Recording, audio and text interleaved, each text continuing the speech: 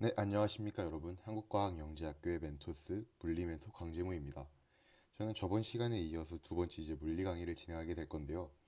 그 원래 크사 물리였던 저의 강의의 이름이 그 다른 물리하는 친구와 겹쳐서 크사 고물로 변경하게 된 점 양해 부탁드립니다. 그리고 이제 저희는 첫 번째 수업 힘감 운동에 대해서 수업을 한번 나가보도록 하죠. 첫 번째로 이제 저희가 배울 부분은 여러 가지 운동입니다. 자, 그렇다면 운동이란 것이 무엇일까요? 운동이란 물체의 위치가 시간에 따라 변하는 것을 뜻합니다. 그렇다면 저희는 왜 운동을 배우는 것인지에 대해 고민을 해봐야겠죠. 저희가 이제 한동안 앞으로 배울 부분은 역학이라는 물리의 분야입니다. 역학에서 저희가 다룰 부분은 한 물체가 어느 방향으로 어떻게 움직이는지, 몇의 속도로 움직이는지, 얼마의 에너지가 있어서 어디까지 갈 수 있는지 이런 것들을 속력, 속도, 가속도의 관계 혹은 충돌 혹은 에너지 등을 이용해서 구하게 됩니다. 그렇다면 이 역학의 최종 목표는 무엇일까요? 바로 물체들의 운동 상태를 파악하는 것입니다. 즉, 한 물체가 어느 시점에 어느 위치에 있는지를 파악하는 것이 역학의 최종 목표라 할 수 있습니다. 즉, 그만큼 운동이라는 것이 결국 저희의 운동 상태를 해석하는 것이 저희의 최종 목표라 해도 과언이 아닙니다. 자, 그래서 저희는 지금부터 물체들의 운동 상태를 기술할 수 있는 도구들에 대해 배울 것입니다. 그중에 이제 가장 대표적인 예시가 이동거리와 변이, 속력과 속도, 그리고 가속도가 있습니다. 첫 번째로 이제 이동거리는 물체가 이동한 경로의 길이를 뜻하고, 변이는 처음과 나중의 위치 변화량을 뜻합니다. 간단하게 그림을 통해서 한번 알아보도록 하죠. 자, 만약에 물체가 이렇게 곡선의 형태를 따라 운동을 하였다고 칩시다. 이 곡선의 총 길이가 만약에 6m라 하고, 이 처음과 끝 두 지점의 길이 차이가 3m라 해봅시다. 그리고 소요한 시간이 만약에 1초라 했을 때 이 물체의 이동 거리는 총 6m 움직인 것이고, 변이는 처음과 나중의 위치 변화량이기 때문에 3m 움직인 것이라 할 수 있습니다. 그렇기 때문에 이제 이동 거리와 변이는 분명한 차이가 있죠. 그리고 이것을 간단하게 비교할 수 있는 방법이 구분할 수 있는 방법이 이동 거리는 스칼라 양이고 변이는 벡터 양입니다. 즉 변이는 이렇게 처음과 끝점과 이런 방향성을 유지하고 있다는 것이 가장 큰 특징이라 할 수 있죠. 그리고 속력은 이동거리분의 시간이고 속도는 변이분의 시간입니다. 그래서 이제 저희가 1초 동안 걸렸다고 했잖아요. 그러면 이 물체의 속력은 6m 동안 1초 걸렸으니 6m per second가 되는 것이고, 속도는 변이가 3m였고 총 걸린 시간은 1초였으니 3m per second가 되는 것입니다.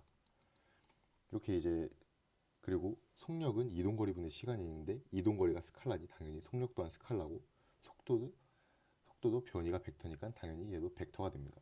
즉 속도도 이 방향으로 움직였다는 방향성이 분명히 제시되어야 합니다. 자, 일단 간단하게 칠판을 지우고 왔고요. 이제 이동거리와 변이, 속력과 속도 사이에서 알아두셔야 될 거 두 가지만 더 설명을 하고 가속도로 넘어가 봅시다. 자, 이제 저희가 다뤄야 될 게, 고려해야 될 게 순간 속력, 속도, 그리고 평균 속력 혹은 속도라는 이런 평균과 순간이라는 개념이 존재합니다. 자, 다시 이 예로 들어봅시다. 6m 이동거리 그리고 1초가 걸렸다 했죠. 자, 이것의 평균 속력은 6m per second입니다. 왜냐하면 이 물체가 중간에 어떻게 변화를 하였든 간에 결국 최종적으로 6m를 움직였고 1초가 걸렸죠. 그래서 평균적으로 6m per second만큼 움직였다고 할 수 있다라는 것이죠. 근데 이제 순간 속력이란 무엇이냐? 갑자기 여기서 막 한 7로 달렸다가 여기서는 막 5로 달릴 수 있잖아요. 그래서 순간순간의 속도 혹은 속력을 순간 속력 혹은 순간 속도라 합니다. 당연히 순간 속도 같은 경우도 순간 속도라 해도 방향성은 당연히 존재하고, 여기서는 이 방향으로 7m per second로 달렸다, 이 방향으로 5m per second로 달렸다, 이렇게 순간 속도에 대해 얘기할 때도 방향성에 대한 부분은 고려를 해주셔야 된다는 점 알아두시고, 두 번째로 이제 알려드리고 싶은 것이 바로 그래프의 해석에 대한 방법입니다. 이제 물리에서 정말 문제가 어려울 때 쉽게 풀릴 수도 있게 해주는 것이 바로 이 그래프인데요. 자, 예를 들어서 보통 x축에다가 시간을 많이 놔두고요. 여기에 무슨 위치가 있었다고 해봅시다. 여기가 0m고 이렇게 가서 이렇게 돌아왔어요. 여기가 1, 여기가 2m라 해봅시다. 자, 그렇다면 이 지점까지의 이동 거리는 얼마이고 변이는 얼마일까요? 첫 번째로 일단 이동 거리부터 구해보면 2m만큼 올라갔다가 1m만큼 내려왔죠. 그 말은즉 총 3m만큼 움직였다는 소리입니다. 그래서 이동 거리는 3m가 되고 변이를 구해본다면 2m만큼 올라갔지만 결국 1m 지점까지 다시 돌아왔죠. 즉 변이는 1m가 됩니다. 이렇게 이제 그래프에 따라 그래프를 보고 원하는 답이 무엇인지 이렇게 찾을 수 있어야 되는데 찾을 수 있어야 됩니다. 자, 그리고 이 그래프를 통해서 이동거리나 변이만 구할 수 있는 게 아니라 순간속력 또한 구할 수 있습니다. 제가 뭐라 했죠? 속력이란 이동거리의 변화량분의 시간 변화량입니다. 즉 순간적인 시간에서 속력을 구하고 싶다면 이런 순간적인 얘의 위치 변화량분의 시간 변화량을 구하면 되겠죠. 즉 저희가 수학에서 배우는 미분입니다. 그래서 한 지점의 그 위치 시간 그래프에서 한 지점의 기울기를 구해본다면 이 지점에서의 순간 속력 또한 구할 수 있어 이렇게 그래프를 통해서 해석하는 방법은 굉장히 유용하다고 할 수 있습니다. 자, 그리고 이제 다음번으로 배울 개념은 가속도에 대한 내용인데요. 이제 속도라는 것이 시간에 따른 변이의 변화량이었다면 가속도는 시간에 따른 속도의 변화량입니다. 그래서 간단하게 나중 속도 빼기 초기 속도분의 시간이라 할 수 있고, 자, 저희가 방금 그래프를 통해서 위치 시간 그래프에서 속력을 구하는 방법을 배우잖아요.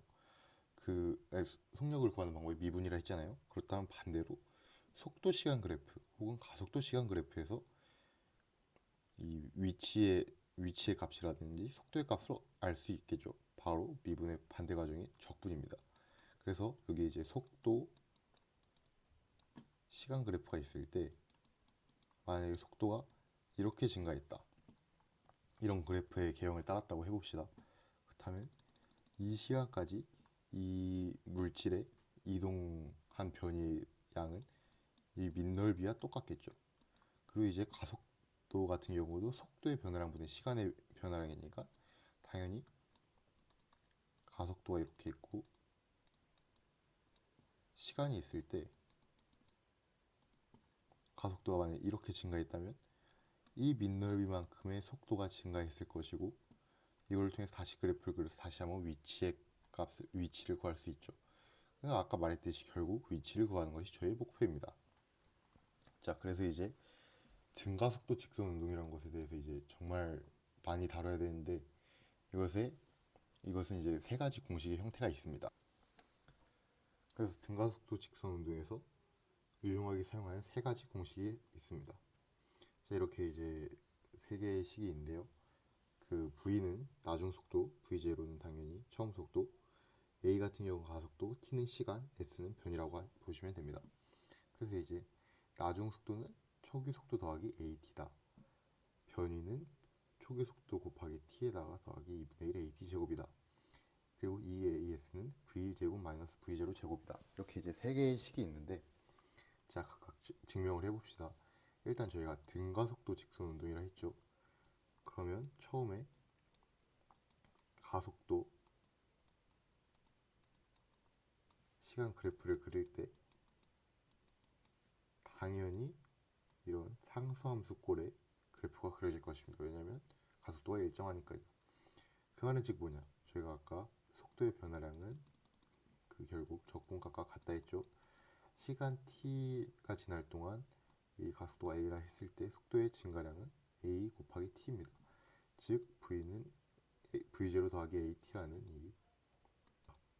at라는 이 공식이 자연스럽게 나오게 된다는 거죠. 그리고 이제 변이를 구하고 싶으면 당연히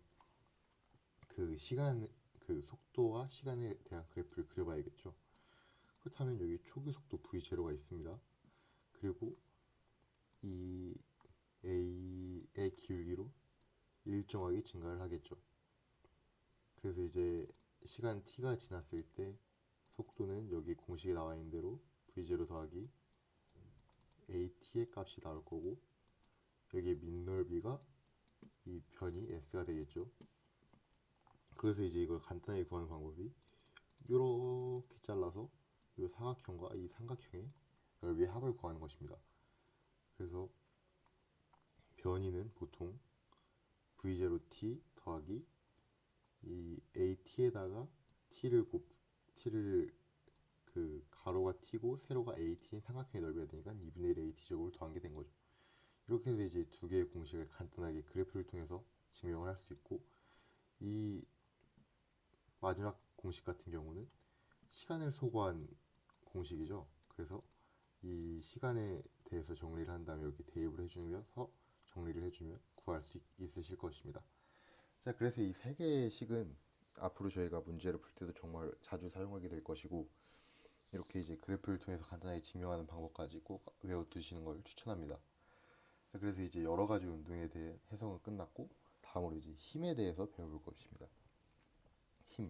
힘이란 물체의 모양이나 운동 상태를 변화시키는 원인과 같은 것이라 할 수 있습니다. 뭐 저희가 이것에 힘을 가해주면 운동을 하게 되는데, 뭐 예를 들어서 벽돌이 있을 때 저희가 이걸 열심히 밀어주죠. 그래서 힘을 가해줬기 때문에 이 물체가 정지해 있던 운동 상태에서 그 속도를 가지고 운동을 하기 시작하겠죠. 그래서 운동 상태를 변화시키는 원인이라고 보시면 되겠습니다. 이제 힘의 단위라는 것이 뉴턴이라는 것을 사용하는데 대문자 n으로 표시하고 뉴턴이라 읽습니다. 그리고 이것이 이제 킬로그램 미터 퍼 세컨드 제곱, 이게 이제 SI 단위겠죠. SI 유닛으로 킬로그램 미터 퍼 세컨드 제곱과 동일한 수치를 뜻합니다. 후에 배우게 될 건데 저희가 정말 많이 유명한 공식이죠. F는 ma, F가 힘이고 m이 질량, a가 가속도여갖고 킬로그램 미터 퍼 세컨드 제곱이 나온다는 것을 확인할 수 있습니다. 그리고 이제 여기서 힘에 대해서 구체적으로 알기 전에 꼭 알아두셔야 하는 용어가 있는데, 바로 알짜 힘이라는 것입니다. 합력이라는 것과 똑같은데 한 물체에 작용하는 모든 힘을 합한 것을 알짜 힘이라 합니다. 그래서 그리고 당연한 건데 힘은 벡터입니다. 그래서 이쪽 방향으로 힘을 가했냐, 이쪽 방향으로 힘을 가했냐, 이쪽 방향으로 힘을 가했나, 다 틀리고, 힘을 표시할 때 대표적으로 저희가 벡터 표시할 때 사용한다던 화살표를 자주 사용해 줍니다. 자, 그래서 이 알짜 힘을 구하려면 당연히 벡터 합을 해줘야겠죠. 그래서 이 물체가 이렇게 힘을 받고 이렇게 힘을 받는다. 그러면 저희가 배웠던 평행사용법에 의해서 알짜 힘은 이것이 되는 것입니다. 그래서 이제 알짜 힘이라는 용어에 대해서도 간단하게 알아두시면 좋으실 것 같습니다. 자, 그래서 이제 마지막으로 뉴턴의 운동 3법칙에 대해 배울 것입니다. 자, 이것은 무엇이냐? 뉴턴이 그 사과의 머리를 맞고 역학을 정리했죠. 뉴턴이 물리를 새로 썼죠.